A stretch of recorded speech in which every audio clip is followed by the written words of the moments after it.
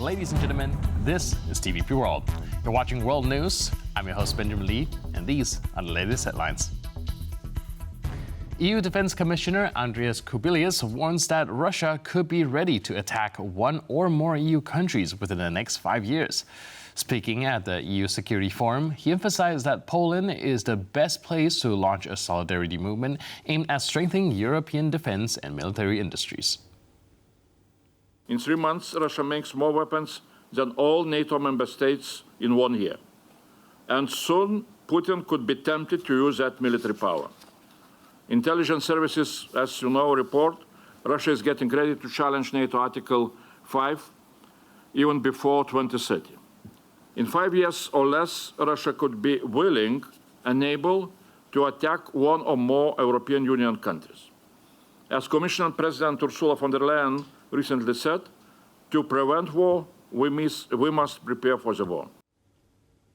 Polish Foreign Minister Radosław Sikorski says strengthening the Schengen Zone's external borders is essential for Europe's security. He spoke about efforts by the Belarusian and Russian regimes to undermine Poland's border, calling it one of the most crucial projects of all Europeans. The best cooperation with the Baltic states is if they take care of their own border. Lithuania already has a physical barrier, Latvia apparently not. And as the Commissioner was saying just a minute ago, we need to find EU money for securing the external perimeter of the Schengen Zone. I can't think of a project that is more clearly in the interest of all Europeans. And yes, you're right, there's been an uptick in attempts to cross the Polish border. We take it as a test by the Belarusian and Russian regimes of our new technical and legal capabilities on the border. Our border guards are convinced that 98% of the attempts to cross the Polish border are unsuccessful. But there is a rise from 10 attempts per day in January to over 1,000 attempts per day now. So we have passed this new law in the nick of time, which is already being applied. And this is the best evidence of the intentions of the authorities of Belarus. NATO Secretary General Mark Rutte says Russia must be warned against future aggression. Speaking at a press conference in Brussels, Rutte emphasized that any ceasefire deal with Moscow must guarantee the safety of all NATO territory. The best way to end the war is for the Russians to leave Ukraine, and then it can end very soon. But that is not going to happen, I'm afraid. So that's why it's good that the Americans have now started this process. And that was important because somebody had to break the deadlock. And I always assumed if President Trump would be elected that he would try to do so, and he has done so. And I think that is good, and we completely support those efforts. And we have to take it from here.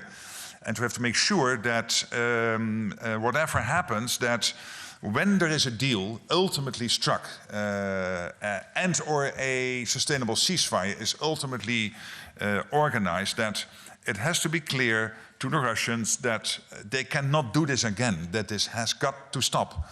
And that's why it has to be durable, it has to be lasting, and this is exactly what the Americans are aiming for, what we all are aiming for, including making sure that the whole of NATO territory stays safe. Polish Defense Minister Władysław Koźle-Kamysz says Poland could receive 20 billion euros to boost its defense industry as early as December 2025. He made the announcement during a press briefing on Wednesday.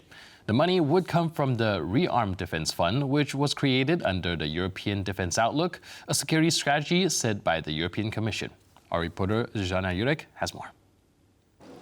Today in the Polish Parliament, the Deputy Prime Minister and the Polish Defense Minister Władysław Kosiniak-Kamysz announced the intention to attend the EU's informal summit in Warsaw. The summit focuses on European security and it comes in the aftermath of the publishing of EU's White Paper 2030.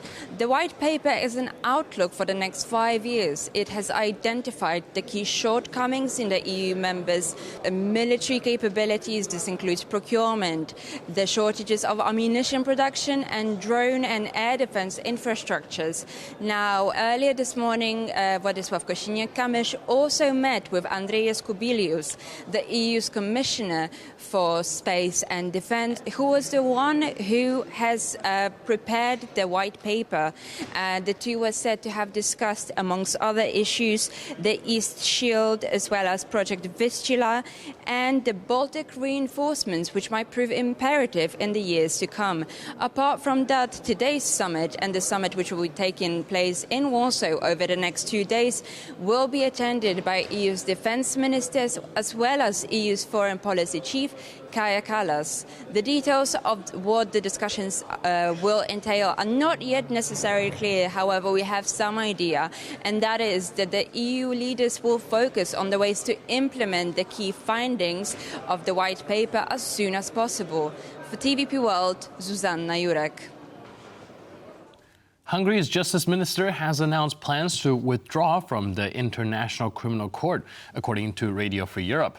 The decision was revealed during a closed-door meeting and comes just before Israeli Prime Minister Benjamin Netanyahu begins a 4-day visit to Hungary.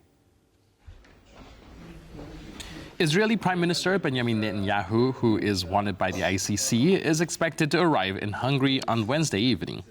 Hungary's foreign minister said in February that the country is reassessing its participation in the ICC, claiming the court's activities have been, quote, seriously politicized. The comments were reported by Radio Free Europe.